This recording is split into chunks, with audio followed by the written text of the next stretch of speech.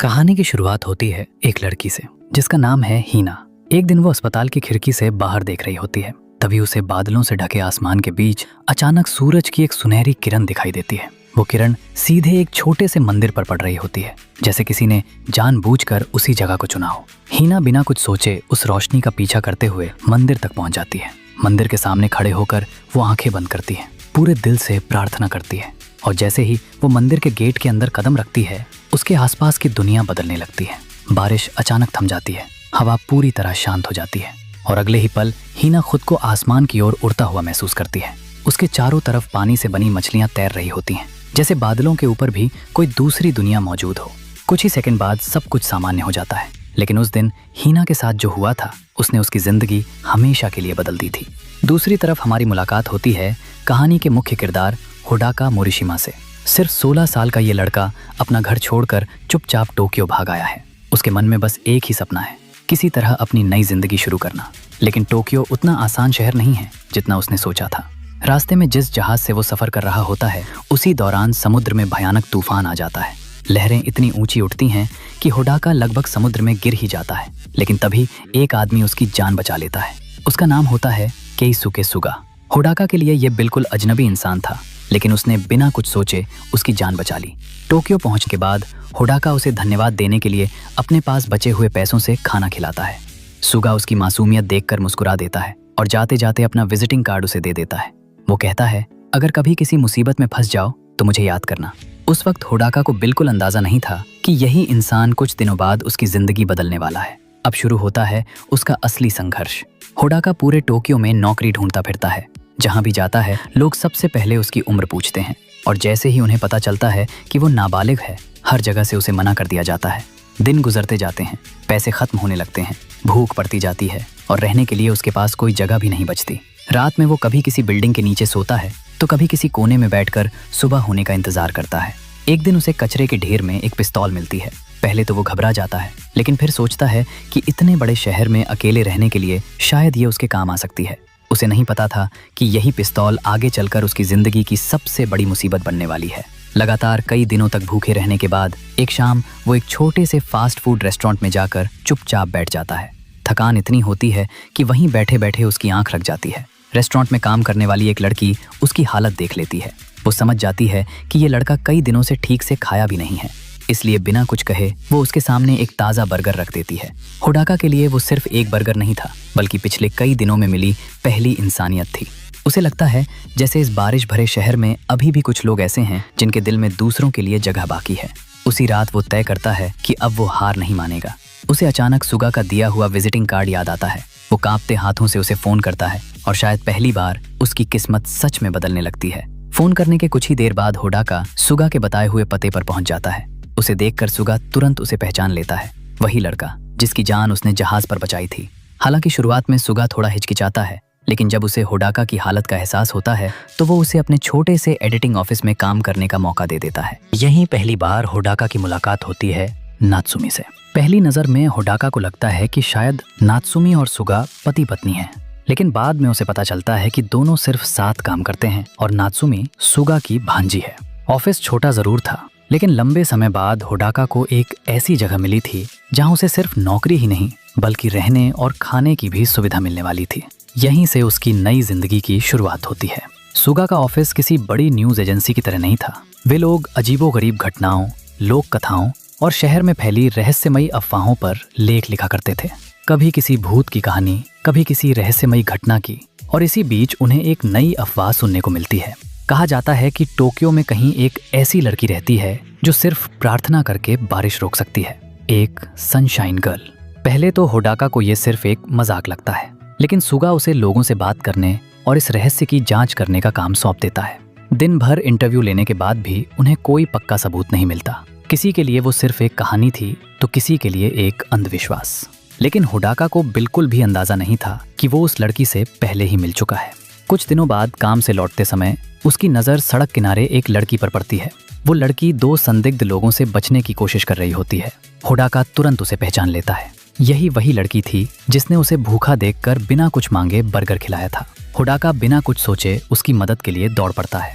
वो उन लोगों से भिड़ जाता है, लेकिन अगले ही पल दोनों गुंडे उस पर टूट पड़ते हैं।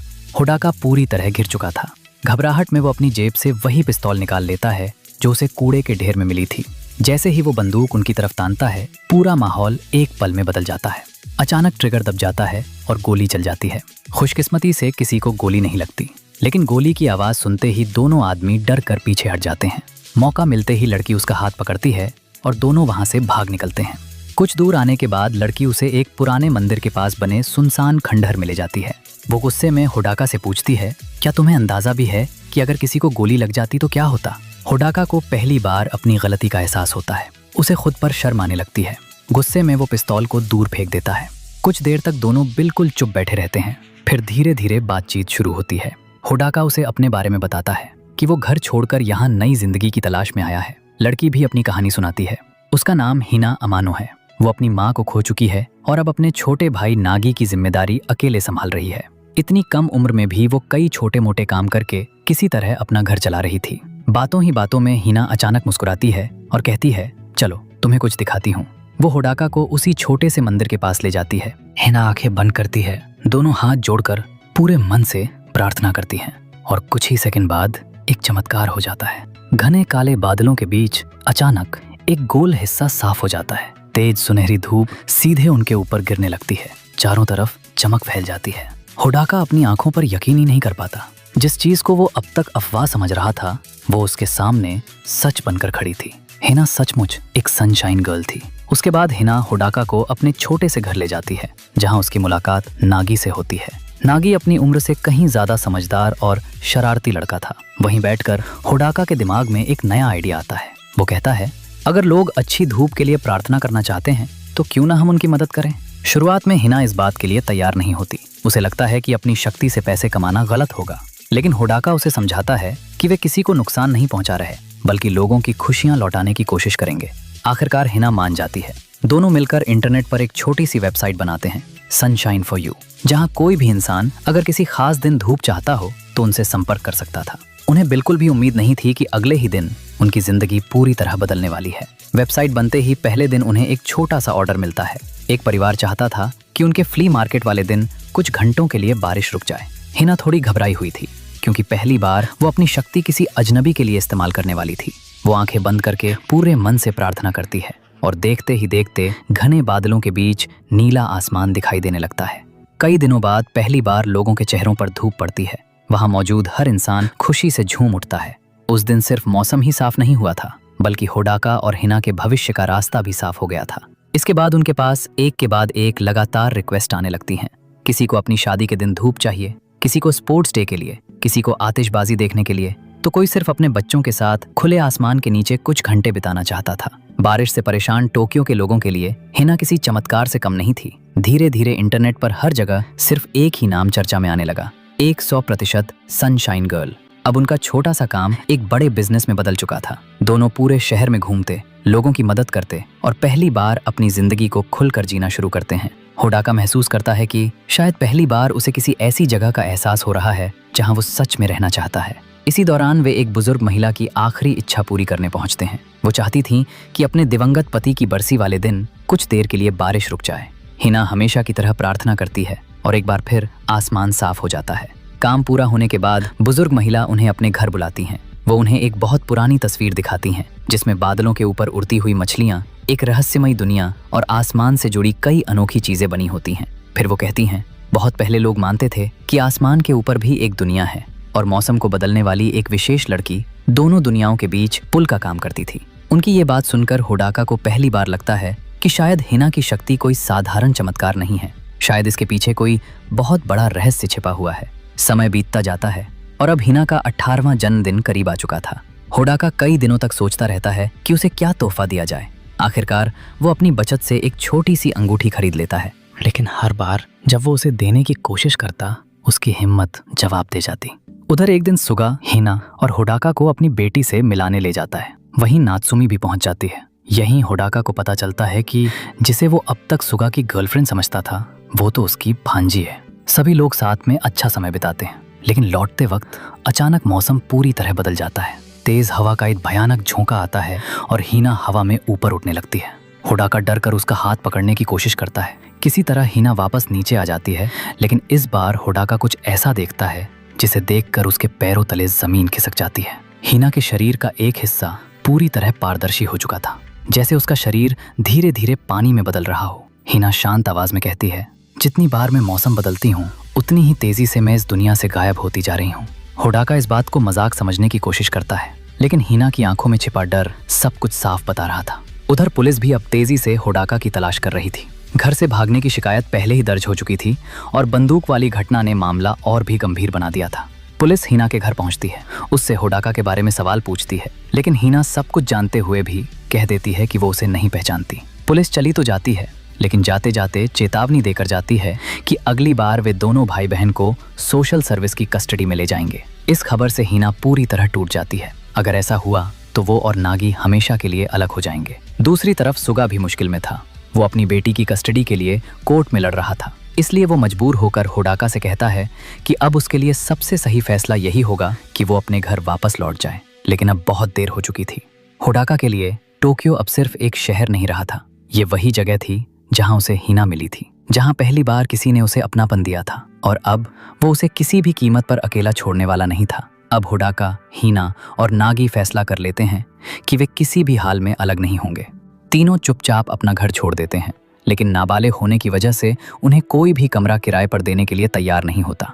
बारिश लगातार तेज होती जा रही थी और पुलिस भी पूरे शहर में उनकी तलाश कर रही थी। भागते भागते आखिरकार उन्हें एक महंगे होटल में एक रात के लिए कमरा मिल जाता है। कई दिनों बाद तीनों पहली बार चैन की सांस लेते हैं। वे ढेर सारा खाना खाते हैं, गर्म पानी से नहाते हैं और कमरे में मस्ती करते हुए कराओके भी गाते हैं। कुछ घंटों के लिए ऐसा लगता है जैसे उनकी सारी परेशानियां खत्म हो चुकी हों, लेकिन ये खुशी ज्यादा देर टिकने वाली नहीं थी। रात को जब नागी गहरी नींद में सो जाता है, तब होडाका हिम्मत जुटाकर अपनी जेब से वो छोटी सी अंगूठी निकालता है। वो मुस्कुराते हुए हीना की तरफ बढ़ाता है। हीना की आंखें खुशी से चमक उठती हैं।